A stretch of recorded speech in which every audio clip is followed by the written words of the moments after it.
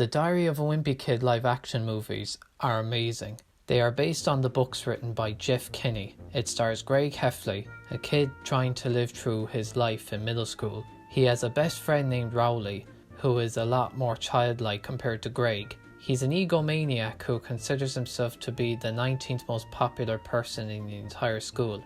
He writes in his journal so that when he's rich and famous, he can show it to people so that he doesn't have to answer any questions. He also has his dad, who I'm pretty sure is a serial killer in his spare time. Ha! Guess who's the laugher now?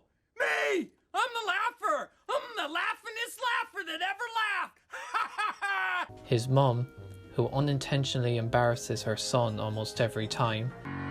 Have a great day, sweetie pie! His big brother Roderick, best character, and his little brother Manny, worst character. Disgusting! This film was successful enough to get 2 sequels and nightmare fuel disguised as a movie. As a kid, I enjoyed the books and the first 2 films, but didn't like the third one all that much. Then again, I was 13 and thought I was too old for kid stuff. After rewatching it years later, I realised just how good that movie actually is, but it's still my least favourite of the trilogy.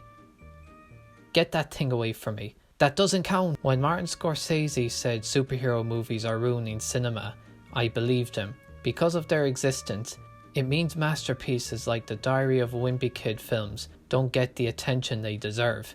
After all, he is a big fan of the films. In all seriousness though, these films were able to capture the spirit of the books, even with the limitations of trying to translate the cartoony looks of the characters into live action. They did really well, all things considered. Whenever I look back at the books, I can hear the actors' voices in my head when reading. They're so iconic. So when The Long Haul came out in 2017, I refused to believe it was real. And quite frankly, I didn't want to. They completely recast the characters because they were too old, particularly the kid characters. I mean, just look at Zachary Gordon. He's certainly not a wimpy kid anymore. So I understand why Fox did this. But if I was at that pitch meeting, I would have said, No. Long story short, the movie was terrible, and I hope I don't have to watch this sorry excuse for film ever again. It's such a shame that the live-action Wimpy Kid films had to end on such a sour note. I honestly thought it was going to be the end of the franchise. And I know that Jeff Kinney now is still releasing books, but to me, I thought that film showed it was over. Speaking of the books, these are the Wimpy Kid books that I bought as a kid. Now, I do like to read them, every once in a while, even as a man in his early 20s.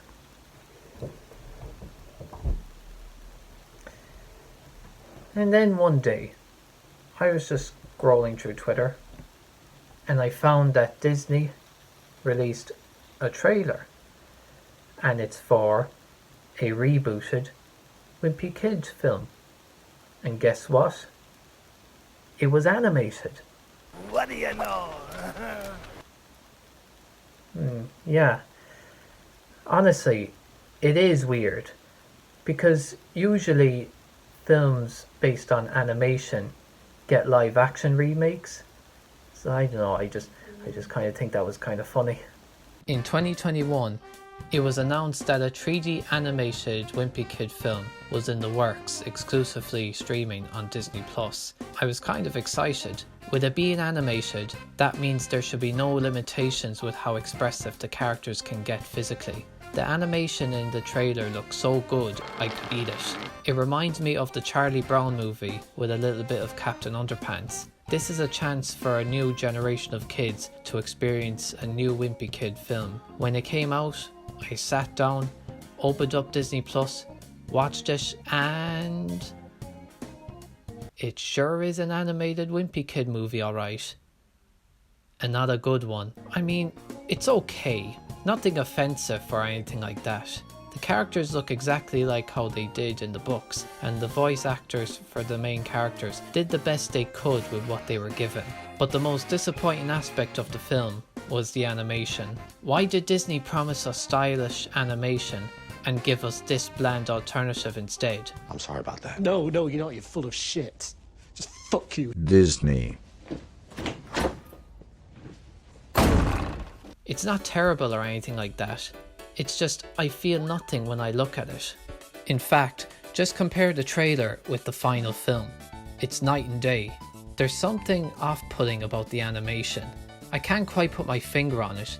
It feels like Disney didn't give the animators enough money to make the animation better, or even make the film longer.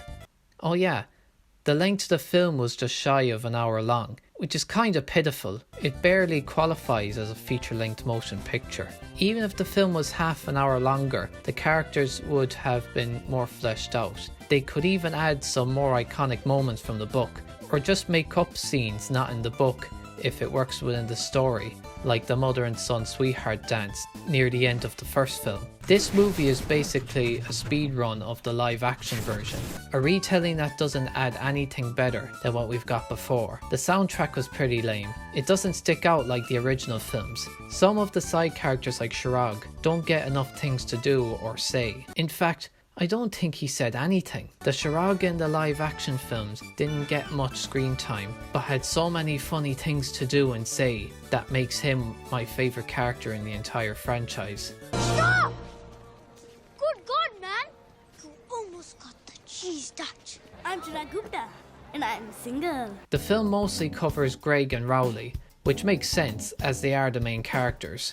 But I find that aside from Fregley and the teenagers, the other characters might as well not be there. In the end, I can't really get that mad at this film.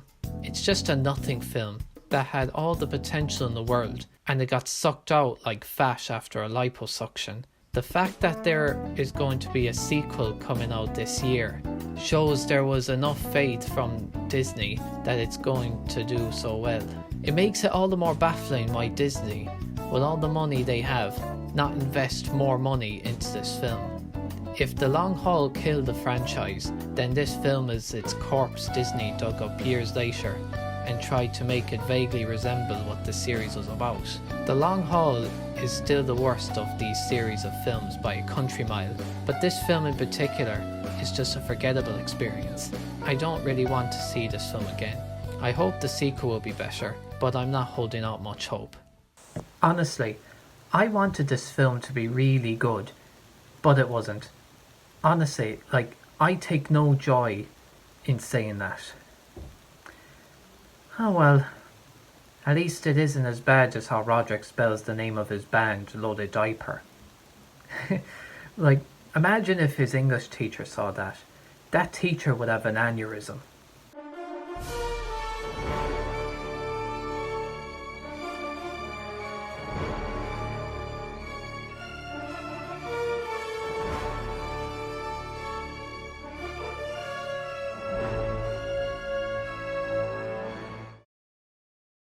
Hey y'all, Scott here.